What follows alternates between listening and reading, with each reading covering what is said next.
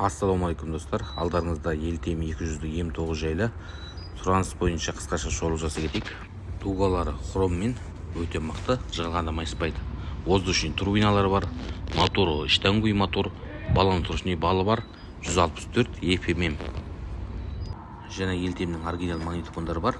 Бұлар плешкамен, плитозбен, USB-мен де қосыла береді. Сотқа зарядтап қоюға да болады қосымша. Және соңғы шыққан елтемдердің барлығына дәл осындай аваринкалары бар. Елтем 200 М9 екенін дәлелдеп тұрған осындай әдемі жасалған гүлішілдері бар. Бұл гүлішілдері дауысы жақсы шығуына, мотор тұншықпауына, сондай қатты рөл ойнайды. Сатылымда қымбат тұрады бағасы. Өзгеше спеттегі дискілер, двойной пружиналы амортизатор, передний крылосының қиылып қалуын сақтайтын дәл осылай темірлер бар. Алдыңғы пар лед, пардың корпустары таза темір. Передний вилкінің алдыңғы пенектері өте жұмсақ, оңайлықпен қиыла бермейді.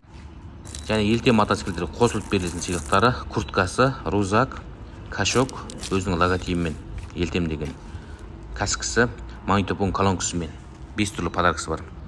Елтем 200-ді М9 жайлы қысқаша обзор осымен аяқталды достар.